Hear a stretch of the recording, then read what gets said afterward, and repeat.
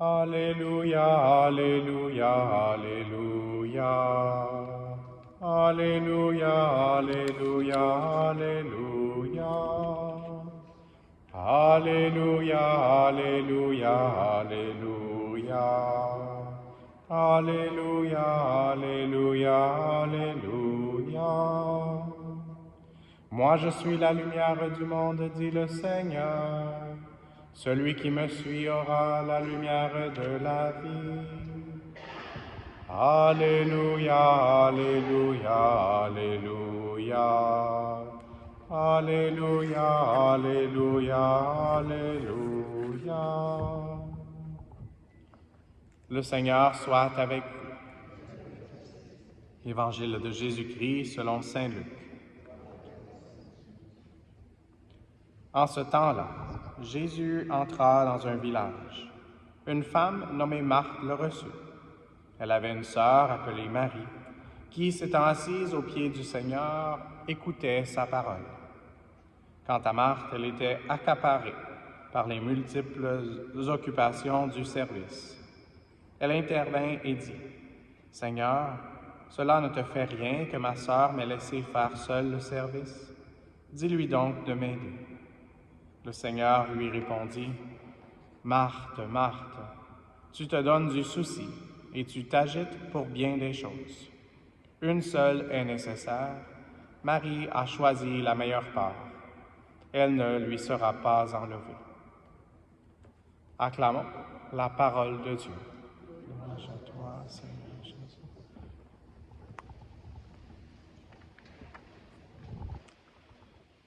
Donc aujourd'hui, en cette fête, quelques commentaires sur les saints du jour. Et c'est bien qu'ils soient réunis maintenant, comme une seule famille, Marthe, Marie et Lazare. C'est un thème, aujourd'hui, la lecture est vraiment avec cette rencontre et l'hospitalité dans cette maison. Mais c'est aussi des personnages qui sont souvent choisis pour des lectures aux funérailles.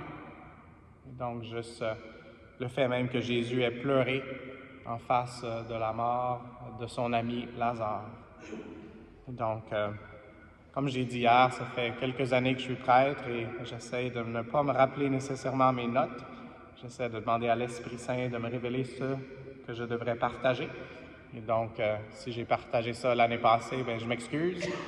C'est peut-être à cause que c'est une parole que je dois me répéter à moi-même pour essayer de l'appliquer dans mon cœur. Et puis, si vous vous en souvenez, bien, ça veut dire que vous portez attention aux homélies, donc c'est bien. Et puis, prions les uns pour les autres, que le Seigneur vraiment nous révèle le message personnel qu'il a pour chacun de nous. Mais aujourd'hui, ce que je pensais, c'était que c'est bien d'avoir une routine du matin et une routine du soir. Et je pense que Lazare est un peu comme notre routine du matin ou notre routine du soir.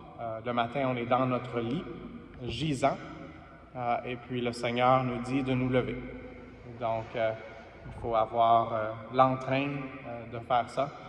Et puis lui qui, à sa mort, était plein de bandelettes, peut-être qu'il y a des gens qui souffrent de certains malaises pour l'instant, donc c'est le Seigneur qui doit nous donner de pouvoir bondir comme une gazelle, même si on est peut-être plus aussi jeune qu'on l'a déjà été.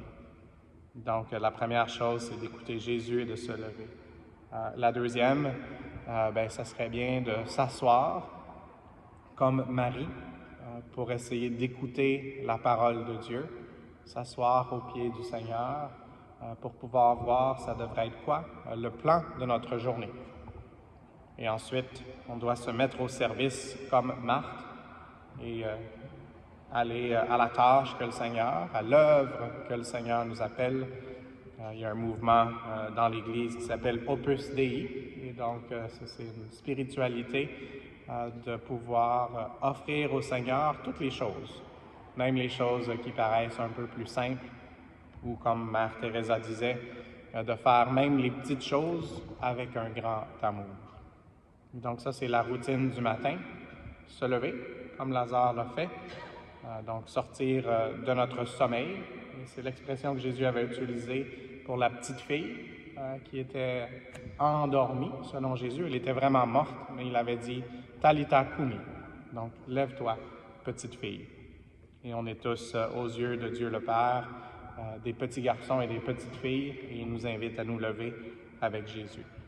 Et ensuite, s'asseoir pour faire le plan de notre journée avec le Seigneur, lui demander de nous donner une écoute attentive, pas seulement avec nos oreilles, mais avec notre cœur, et ensuite le service du Seigneur.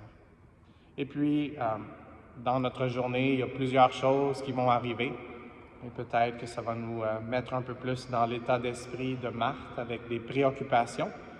Et donc, à la fin de notre journée, aussi, c'est d'amener comme Marthe nos préoccupations à Jésus. On voit qu'elle ne chiale pas toute seule, elle chiale à Jésus dans une certaine façon, et puis Jésus est capable de la réconforter ou de lui faire voir c'est quoi les priorités.